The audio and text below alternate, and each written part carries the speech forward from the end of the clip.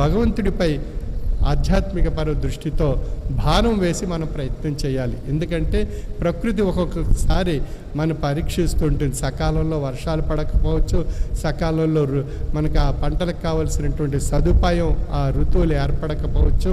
ఏదో ఒక సమస్య ఏదో ఒక విషయంలో రైతుకి ఏర్పడుతూనే ఉంటుంది. అటువంటి కాలంలో కూడా మనం ఆ భగవంతునిపై భారం వేసి మన ప్రయత్నం చేస్తూ ఆ వ్యవసాయ సంబంధించినటువంటి ఆయా పద్ధతులను మనం శాస్త్రీయబద్ధంగా స్వీకరించాలి.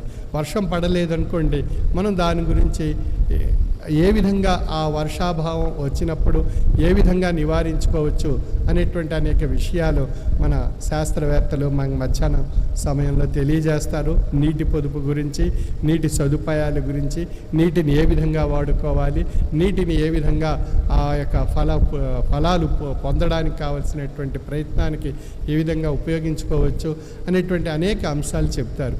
అవి మనం వినాలి, వినిది ఆచరించాలి, ఆచరించి దాని యొక్క ఫలితాలు మనం అనుభవంలో తెలుసుకోవాలి. మనం తెలుసుకున్నటువంటి విషయం మరొక 10 మందికి మనం చెప్పాలి.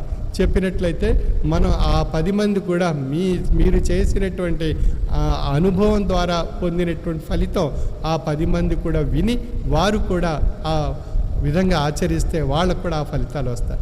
ఆ విధంగా ఒకరు 10 మంది అవుతారు, 10 మంది 100 మంది అవుతారు, 100 1000 అవుతారు. అలాగ లక్షల మందిలోకి వ్యాప్తి చెందినట్లయితే శాస్త్రీయపరమైనటువంటి విధానాలు సమాజంలో రైతులందరికీ అందజేయగలిగినట్లయితే మన రైతులందరూ కూడా ఒక ధనవంతులుగా మారేటువంటి అవకాశం కలుగుతుంది.